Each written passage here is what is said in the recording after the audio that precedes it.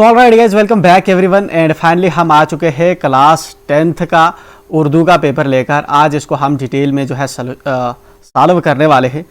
ये वाला जो उर्दू का पेपर है आपका कंडक्ट हुआ है 2022 के अंदर। ये वाला उर्दू का पेपर जो है आपका न्यू पैटर्न पे है। जो नया पैटर्न आपका ऑलरेडी जो है नोटिफाई कर रखा है जेके बॉस ने, उस पे बेस्ड ये वाला जो है आपका पेपर आता है।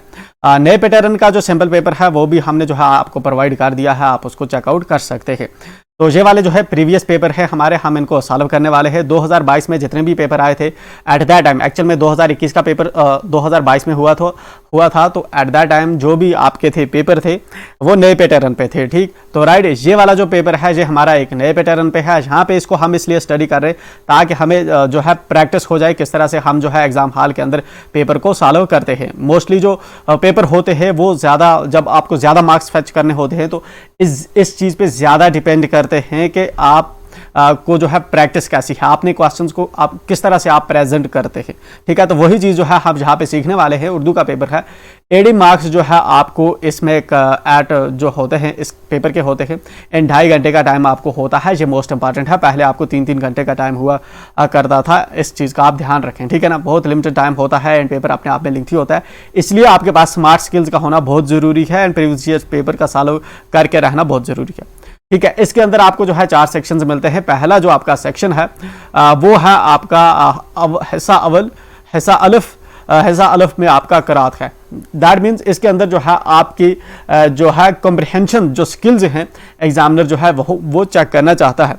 तो पहला जो आपको दिया जाता है एक दरसी इबारत दी जाती है, फिर उसके नीचे आपको 5 सवाल होते हैं 5 मार्क्स के। उसके बाद जो आपका दूसरा क्वेश्चन होता है, दूसरे क्वेश्चन में आपको जो है कुछ जो आपकी शायरी है, आपकी बुक की जो शायरी होती है उसमें से कुछ मिसरे उठा के कुछ शेर उठा के आपको जहाँ पे देता है, फिर उस पे बेस्ड जो है नीचे क्वेश्चंस पूछे जाते हैं, 5 उस पे भी होते हैं। एंड थर्ड जो आपका रहता है, थर्ड आपका क्वेश्चन जो हिस्सा अव्वल के अलिफ के अंदर रहता है वो एक जो होता है आपका ठीक है, एक जो है दरसी इबारत होती है। ठीक है, तो ये वाली जो है आपकी गैर दरसी इबारत है, मतलब आपकी बुक से बिलोंग नहीं करती। तो चलिए पढ़ते हैं इसको। दर्जा झेल गैर दरसी इबारत को गौर से पढ़िए और इसके आखिर पर दी गई खाली जगहों को इसी से चुनकर मुनासिब अल्फाज से पुर कीजिए। ठीक है ना, ये आपको नीचे दिया गया एक जो है पैराग्राफ है, इसको अच्छे से रीड करना है एंड अकॉर्डिंगली जो है आपको नीचे क्वेश्चंस को जो है सॉल्व करने हैं। रिलेटिवली आप देखेंगे उर्दू का पेपर जो होता है इंग्लिश से, इसमें ईजी आपको आते हैं ये वाली जो कंप्रिहेंशन आती है, पैसेज आते हैं। आदतों का बुरा या अच्छा होना आदमी के माहौल पर मुनहसर है। ठीक है ना, आदतों का बुरा या अच्छा होना आदमी के माहौल पर मुनहसर है। आदतें बच्चा घर से ही सीखता है। ठीक है ना, बच्चा घर से ही आदतें सीखता है। घर में माँ बहन भाई होते हैं। ठीक है ना, माँ बहन भाई पहला जो है सोशलाइजिंग फैक्टर होते हैं किसी भी बच्चे के। बच्चा नेक्स्ट है, बच्चा उनकी नकल करता है। ठीक है ना, मतलब बच्चा कॉपी करता है अपने पेरेंट्स को, ब्रदर्स को, जो भी उसको एनवायरनमेंट मिलता है, क्योंकि फितरी तौर पर बच्चा निकाल होता है। ठीक है ना, निकाल का मतलब है जो भी बच्चे को आप बोलोगे, बच्चे को बोलोगे पापा बोल तो बच्चा पापा बोलता है, बच्चे को बोलोगे आप मम्मा बोल तो बच्चा मम्मा बोलता है। ठीक है ना, बच्चे को बोलोगे आप आंखें ऐसे ऐसे बंद करो तो वो आंखें बंद करता है। ठीक है ना, तो इसलिए जो बच्चा है वो मतलब कॉपी कैट होता है, मतलब कॉपियां करता है आपकी। ठीक है ना, तो इसलिए ये लिखता है कि फितरी तौर पर जो बच्चा है वो निकाल होता है, मतलब जो भी उसको बताओगे वैसा करता है। वो जो कुछ देखता है वही करता है, जो उसे दिखता है वो वैसे ही करता है। खासकर माँ बच्चे की आदतें बनाने या बिगाड़ने की जिम्मेदार है। ठीक है ना, माँ का जहाँ पे एक अहम रोल जो है, जहाँ पे हमें राइटर हाईलाइट कर रहा है कि जो भी आदतें बच्चे की जो होती है वो बनाने या बिगाड़ने में माँ का एक अहम किरदार होता है। बच्चा अपना बहुत सा वक्त घर पर ही सर्फ करता है। ठीक है ना, ज्यादातर जो सर्फ करने का मतलब होता है स्पेंड करता है, रहता है। ठीक है ना, जो छोटा बच्चा होता है मैक्सिमम टाइम जो है वो घर में ही रहता है, ज्यादा घर के अंदर ही रहता है और माँ के पास ही रहता है। मेजरली आप देखेंगे छोटे बच्चे जो होते हैं माँ के पास ही रहते हैं, बाकी फैमिली मेंबर्स जो है जो है उनके टच में इतने ज्यादा नहीं रहते और इससे बहुत कुछ सीखता है। और जो मदर होती है इसका फर्स्ट स्कूल होता है लर्निंग का, इससे जो है बच्चा बहुत सी चीजें जो है सीखता है। नीचे दिए गए हमारे पास 5 सवाल है, इसी पे मुश्तमिल हमें इनको सॉल्व करना है। बुरा या अच्छा होना आदमी के डैश डैश पर मुनस्सिर है। अब बुरा या अच्छा होना आदमी के किस पे मुनस्सिर है? अगर हमें याद रहा वेल एंड गुड, नहीं याद रहा हमें जाकर इसको मैच करना है कि बुरा और अच्छा होना आदमी के डैश डैश पर मुनस्सिर है। ये कहां पे लिखा हुआ है? जब हम आते हैं अपने ऊपर पैराग्राफ के अंदर एंड जहां पे देखते हैं बुरा या अच्छा होना आदमी के, ये वाली डैश है माहौल पर मुनस्सिर है, आगे उसने लिख रखा है तो माहौल हम लिखेंगे इसमें, ठीक है। Let me come down and here we are. बुरा या अच्छा होना आदमी के माहौल, ठीक है, माहौल पर मुनस्सिर है, ठीक है। आदतें बच्चा डैश डैश से सीखता है, आदतें बच्चा डैश डैश से सीखता है, तो आदतें बच्चा हम इसको जो है जाकर ढूंढेंगे। ये वाले जो है आपको बहुत सिंपल होते हैं, ठीक है ना। आदतें हम ढूंढेंगे कहां पे है, वही करता है, खासकर माँ बच्चे की आदत। हाँ, ऊपर हम चलते हैं, ऊपर इसका इस जगह पे, ठीक है ना। ये है आदतें बच्चा घर से ही सीखता है, ठीक है ना। तो इसने हमें क्या किसकी जगह पे ब्लैंक रखा है? घर की जगह पे रखा है, ठीक है ना। आदतें बच्चा घर से ही सीखता है, होगी आपकी दूसरी ब्लैंक। चलते हैं नेक्स्ट पे। फितरी तौर से बच्चा डैश डैश होता है। हमने ऊपर देखा था फितरी तौर से बच्चा निकाल होता है, बट हमें जो है क्रॉस चेक करने के लिए बार बार इसको चेक करना होगा, कहीं आप गलत ना लिख दे, ठीक है ना, क्योंकि एग्जाम के अंदर प्रेशर होता है। फितरी तौर पर बच्चा निकाल होता है, ये है निकाल। जहां तक उसने लिख रखा है, जहां तक लिख रखा है, सिर्फ ये वाला वर्ड जो है बीच में से मिसिंग है, तो इसको हम फिल कर देंगे। ये है हमारा निकाल, नकल करता है मतलब, ठीक है, निकाल होता है। खासकर माँ बच्चे की आदतें बनाने या डैश डैश की जिम्मेदार होती है, बनाने या बिगाड़ने की जिम्मेदार होती है, ठीक है ना। तो कहां पे हमने देखा था? खासकर माँ बच्चे की आदतें बनाने या बिगाड़ने, ठीक है ना, या बिगाड़ने की जिम्मेदार होती है। तो बिगाड़ने जो वर्ड है इसने वहां पे मिस किया है, हम जो है जहां पे बिगाड़ने लिखेंगे, ठीक है, बिगाड़ने, ओके, बिगाड़ने की जिम्मेदार होती है। बच्चा अपना बहुत सा वक्त घर पर ही डैश डैश करता है। हमने देखा था बच्चा अपना बहुत सा वक्त जो है, बच्चा कहां पे है? बच्चा अपना बहुत सा वक्त उससे मैच कर गया, पर घर पर ही ये वाला है सर्फ करता है, ठीक है ना। तो फिल इन द ब्लैंक्स ये छोटे बच्चों वाली है, जिनको आपको सिर्फ मैच करके वर्डिंग्स जो है वर्ड्स जो है ढूंढने होते हैं। आप अगर प्रैक्टिस करेंगे, कुछ में भी आपको जो है थोड़ा कहीं पे जो है आपका अपना भी जो है चेक करना चाहे आपके स्किल्स, तो वो भी हो सकता है। हम इसमें लिखेंगे सर्फ, ठीक है ना, सर्फ हमने लिखा। बट एग्जाम हॉल के अंदर आप कैसे लिखेंगे? बात तो यह है कि आपका जो पेपर होगा, पेपर के अंदर आप कैसे लिखेंगे, बहुत से बच्चों को शायद इस चीज का आइडिया नहीं होता। And let me tell you here कि आप किस तरह से है जो आपने एग्जाम हॉल के अंदर यही सवाल लिखेंगे। सपोज करते हैं ये वाली आपकी लाइन है, तो इस तरह से आप ऊपर लिखते हैं सवाल नंबर 1। सवाल नंबर आपने लिखा 1। सवाल नंबर 1 के अंदर जब आप ऊपर जाएंगे, ये वाला जो है पहला पैराग्राफ आपका सवाल नंबर 1 है, ठीक है ना। तो आपने लिख दिया सवाल नंबर 1, ठीक है ना। सेक्शन ऑलरेडी ऊपर आपने मेंशन कर देंगे, हिस्सा जो है जो भी होगा, हिस्सा अव्वल है या अलिफ है, ठीक है ना, व्हाटएवर आप करेंगे। सवाल नंबर 1, सवाल नंबर 1 के अंदर आप आएंगे, ये वाला लिखेंगे, ये आपका क्या है? फर्स्ट। आपने इस तरह से लिखा फर्स्ट, ठीक है ना, फर्स्ट आपने लिखा। उसके बाद आप लिखेंगे जवाब, इस तरह से आप लिखेंगे जवाब।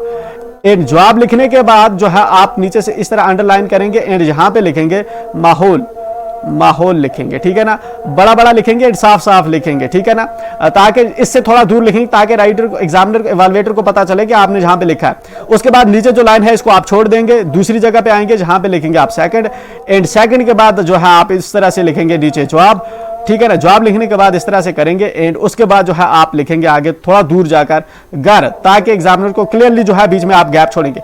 जब ये 500 सवाल आप एक पेज पे लिखेंगे तो उस पेज के नीचे जितनी जगह बचेगी आप कुछ नहीं लिखेंगे, ठीक है ना। ये चीज आप ध्यान रखनी है, क्योंकि इससे एग्जामिनर जो है आपके मार्क्स कटता है। उर्दू बहुत से अच्छों की राइटिंग में अच्छा नहीं होता, इसलिए जो है इससे इंपैक्ट पड़ता है, एग्जामिनर को लगता है आप उर्दू के अंदर अच्छे नहीं है।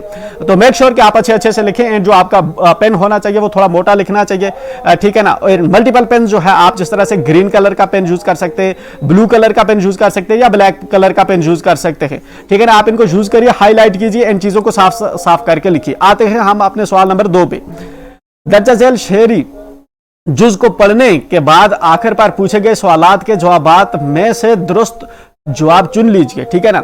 नीचे जो है दर्जा झेल जो है एक शेरी जुज दिया है, एक एक्सट्रैक्ट दिया हुआ है, एक कोई पार्ट दिया हुआ है हमारी किसी शेरी जो सनफ है उसमें से गजल का हो सकता है, ठीक है ना, कितार भाई किसी का भी हो सकता है, जहां पे हमें दिया हुए हैं कुछ शेर, ठीक है ना। देन इसके बाद जो है नीचे इसी पे बेस्ड जो है हमसे सवाल पूछेगा, हमें अकॉर्डिंगली जो है उनको सॉल्व करना है। तो चलिए पहला है, एक आका था हमेशा नौकरों पर सख्त गिर, ठीक है ना। देखिए ये अगर हमारी बुक से है ये वाला तो हमें पहले ही पता चलना चाहिए कि ये अल्ताफ हुसैन हाली का लिखा हुआ है। एंड ये जो उसका किता है, किते का नाम है नौकरों पर सख्त गिरी करने का इंजाम, ठीक है ना। नौकरों पर सख्त गिरी करने का इंजाम जो है उसमें से ये वाली जो है लाइंस लीक हुई है किसने, हमारे एग्जामिनर ने। एंड इस पे बेस्ड हमसे जो है सवाल पूछ रहा है। ये चीज जो है पहले ही माइंड में हमारे स्टक कर जानी चाहिए, क्योंकि मोस्टली जो है उर्दू जो है हमें रिकॉग्नाइज हो जाना चाहिए, क्योंकि उससे हमें जो है हेल्प मिलती है चीजों को समझने में। एक आका था हमेशा नौकरों पर सख्त गिर, ठीक है ना। एक जो मास्टर था, आका था, वो अपने जो नौकर थे उन पे जुल्म करता था, ठीक है ना। उन पे मतलब क्या था, उनको इनह्यूमन, ठीक है ना इंसानी तरीके से जो है उनको ट्रीट करता था, ठीक है ना। तो जनरली जो होता था उसने कुछ रूल्स बना रखे थे अपने नौकरों के लिए, एंड हमेशा वो चाहता था कि उसके नौकर जो है उसको फॉलो करें। अगर कभी कोई नौकर चाहता कि उसके जो रूल्स हैं उसमें थोड़ा तरमीम की जाए तो वो इनकार कर देता था कि ये जो है इकरारनामे उसके नौकरों के इकरारनामे में जो है नहीं लिखे हुए। इस तरह जो होता है फाइनली एक बैड डे पे जो होता है वो खुद जो आका होता है वो उसका पैर जो है घोड़े की रिकाब में फंस जाता है, एंड एट दैट टाइम उसको जो अपना नौकर होता है वो दिखाता है कि जो इसका ये वाला है, मतलब इसका जो इकरारनामा है इसके अंदर ये नहीं लिखा हुआ कि जब तू फंसेगा घोड़े के अंदर तब तुझे जो है बाहर निकाला जाए। तो ये जस्ट शार्ट था, ठीक है, मैं इसको एक्सप्लेन नहीं कर रहा। एनीवे ठीक है, एक कॉन्टेक्स्ट है उसमें जिससे जो है आपको चीजें फास्टर समझ आती हैं। एक आका था हमेशा नौकरों पर सख्त गिर, ठीक है ना। एक जो मास्टर था वो हमेशा अपने नौकरों पे जो जुल्म करता था, ठीक है ना, उनको ह्यूमन तरीके से ट्रीट नहीं करता था। चलिए, दार गजर थी और ना साथ उनके दार गजर थी, ना ही उसको बर्दाश्त थी और ना साथ उनके रायत थी कहीं, ठीक है ना, और ना ही उनके साथ जो है कुछ खुश असलूबी से पेश आता था, ना ही जो है उनकी किसी चीज को जो थी उसको मानने थी, ठीक है।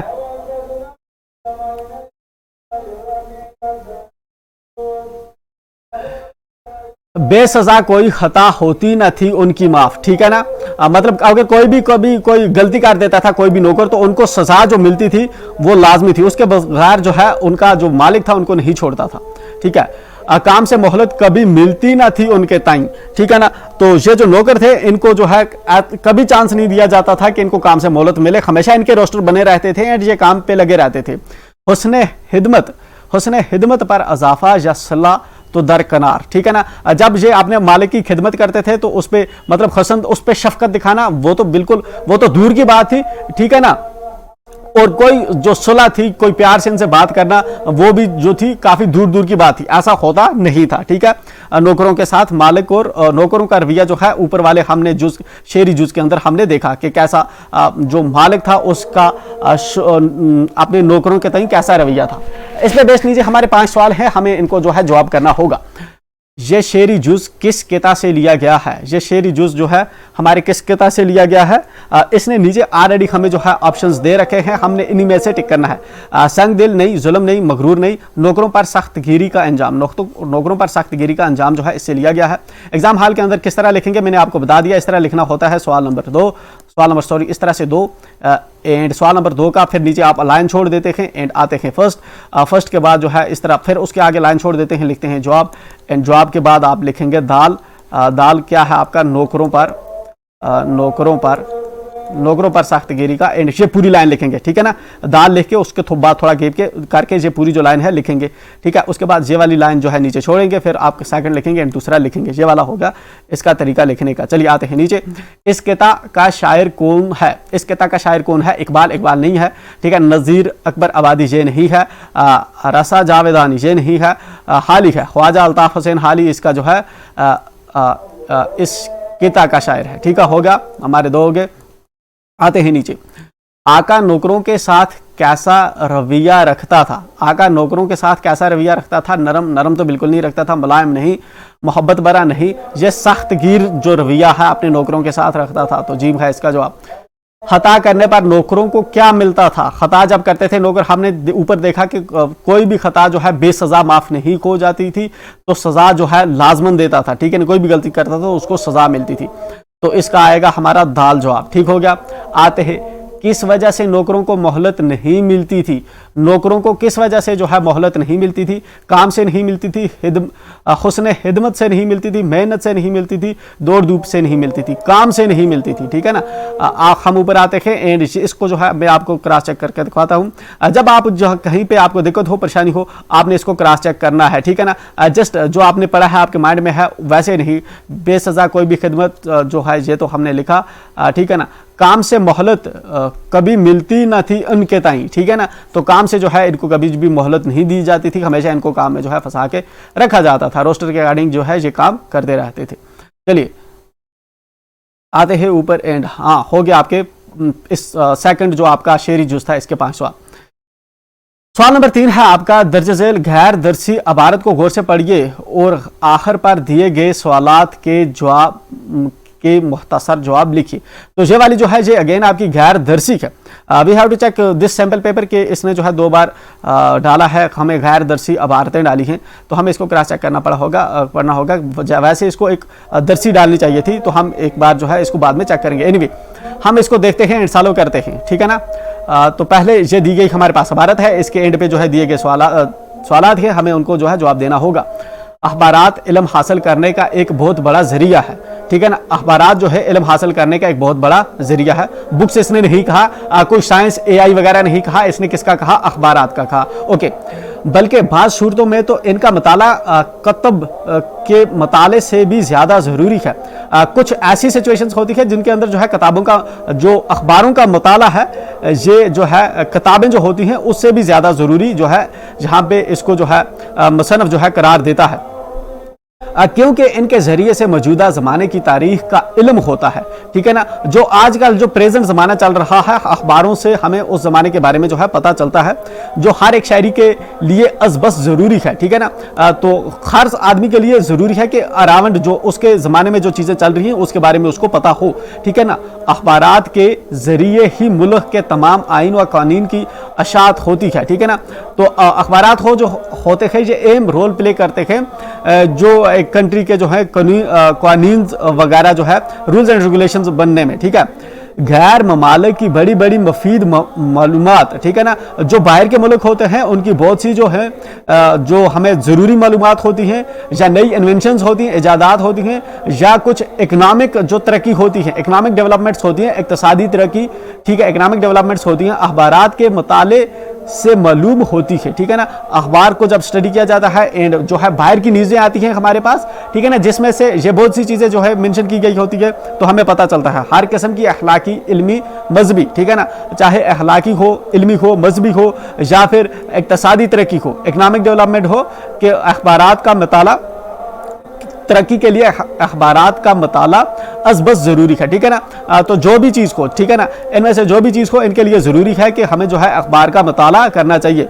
हर शख्स को रोज़ अखबारात का मुताला करना चाहिए। तो जितने भी लोग हैं, यहाँ पे राइटर जो है इस चीज़ पे फोकस कर रहा है कि सब जो है अखबारात का मुताला जो है करें। इल्म हासिल कर, अब नीचे सवाल है हमारे, इनको हमें जो है जवाब करना होगा। इल्म हासिल करने का बड़ा जरिया क्या है। इल्म हासिल करने का बड़ा जरिया जो राइटर, हमें देखो इल्म हासिल करने का, हमें अपने दिमाग से यहाँ पे नहीं सोचना कि क्या है बड़ा जरिया, हमें पैराग्राफ पे बेस्ड पे जो है इनको जवाब करना है।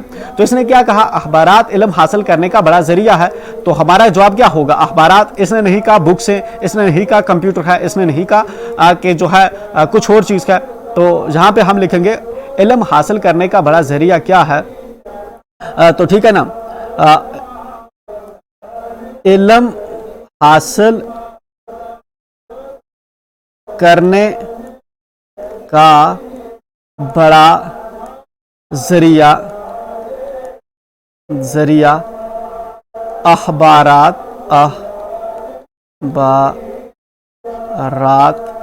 हैं, ठीक है। अब देखिए इसके अंदर सबसे जरूरी हमारा जवाब क्या है, जवाब हमारा यही वर्ड है, ठीक है ना। बट पूरा सेंटेंस को, इस जुमले को मुकम्मल करने के लिए हम जो है पीछे इस तरह से लिखते हैं, सवाल का ही जवाब जो है मुकम्मल करने के लिए इस तरह से लिखते हैं, मगर जो हमारा मेन जो जवाब है इसका, वो जवाब कौन सा है, ये वाला। तो ये वाला अल्फाज जो है, ये वाला जो लफ्ज होगा, आप इसको इस तरह से लिखेंगे ताकि राइटर को जो है दूर से ही इवैल्यूएटर को पता चले कि आपने इसका जवाब लिख दिया है।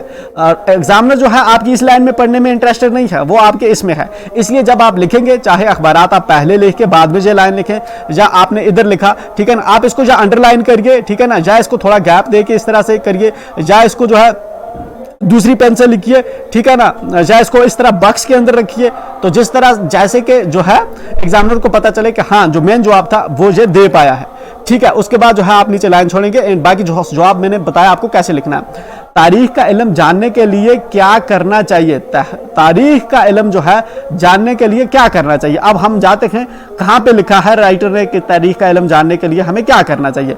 मौजूदा जमाने की तारीख, ये लिखा है इसने, तारीख का इल्म होता है, ठीक है। तो क्या लिखा है इसने, बल्कि बात सूरतों में तो इनका मुताला कुतुब से भी ज्यादा जरूरी है, क्योंकि इनके जरिए से मौजूदा जमाने की तारीख का इल्म होता है, जो कि हर शहरी के लिए अज़बस जरूरी है, ठीक है। तो आते हैं हम इसका जवाब जो है तहरीर करते हैं। तो क्या इसका जवाब लिखा जाएगा, तारीख का इल्म जानने के लिए क्या करना चाहिए। तारीख का इल्म जानने के लिए अखबारात, तारीख का इल्म जानने के लिए रोजाना अखबारात पढ़ने चाहिए, ठीक ना। तारीख का इल्म जानने के लिए रोजाना अखबारात, चल मैं साफ साफ जहां पे नहीं लिख रहा, I am sorry for that, अखबारात पढ़ने चाहिए, राइट। तो रोजाना अखबारात पढ़ने चाहिए। मैंने एक जगह पे इसका सेंटेंस लिखा हुआ नहीं है, ठीक है ना। सेंटेंस इसका जो है पूरा जो है जहां तक इसका जो मकसद है निकल रहा है, कुछ मैंने जहां से उठाया है एंड जो है कुछ जो है जहां से मैंने उठाया है, ठीक है ना। तो ये वाला जो है हमें जो है इस तरह से किसी जवाब को जो है हमें जो है पूरा देख के जो है लिखना होगा, ठीक है ना। एक जगह पे हमें उसकी लाइन नहीं मिल सकती। अखबारात के जरिए मुल्क के किन चीज़ों की अशात होती है। अखबारात के जरिए हमने देखा था आइन और कवानीन की अशात होती है एंड हम आएंगे ढूंढेंगे, ठीक है ना। अखबारात ये है, अखबारात के जरिए मुल्क के तमाम, ये वाला लिखेंगे, मुल्क के तमाम आइन व कवानीन की अशात होती है, ठीक है ना। आइन व कवानीन, अखबारात के जरिए मुल्क के तमाम आइन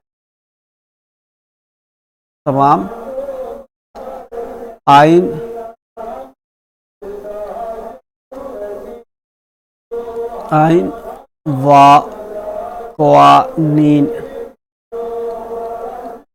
कवानीन की अशात होती है, राइट। हो गया हमारा। गैर ममालिक की कौन सी खबरें अखबारात के जरिए हासिल होती है। तो आएंगे ऊपर एंड देखेंगे गैर ममालिक की कौन सी खबरें। हमने जो है पैराग्राफ के अंदर पढ़ा है, ये वाली चीज भी ये है गैर ममालिक की, जहां से हम उठाएंगे गैर ममालिक की बड़ी बड़ी मुफीद मालूमात, इजादात और इक्तिसादी तरक्की अखबारात के जरिए मालूम होती हैं, ठीक है ना। गैर ममालिक की, यही वाली जो चीज़ है हमें लिखना होगा, गैर ममालिक की, ठीक है ना। गैर ममालिक की कौन सी खबरें अखबारात के जरिए से हासिल होती है। तो गैर ममालिक की बड़ी बड़ी मुफीद मालूमात, इजादात और इक्तिसादियात तरक्की अखबारात के मतलब से मालूम होती है। ये वाला जो है हम जहाँ तक इसका जो है आंसर लिख देंगे, पूरा सेंटेंस वैसे ही उठा के। हर शख्स को क्या करना चाहिए, हर शख्स को जो है राइटर ने लास्ट में लिखा है क्या करना चाहिए, ठीक है। जहाँ पे लिखा है राइटर ने इक्तिसादी तरक्की के लिए ज़रूरी है, हर शख्स को रोज़ाना अखबार का मताला करना चाहिए, ठीक है। तो यहाँ पे लिखेंगे हर शख्स को क्या करना चाहिए, हर शख्स को रोज़ाना अखबार का मताला करना चाहिए। ठीक है, तो इस तरह करके आप इसको लिखेंगे। ये वाला हो गया आपका हिस्सा अव्वल के जो अलिफ के जो क्वेश्चंस थे वो हमने कर दिए। एंड जो है बहुत ही जल्द जो है हम दूसरा जो आपका इसका पार्ट होगा उसके साथ हम आएंगे। Till then bye and enjoy, and मिलते हैं नेक्स्ट वीडियो में।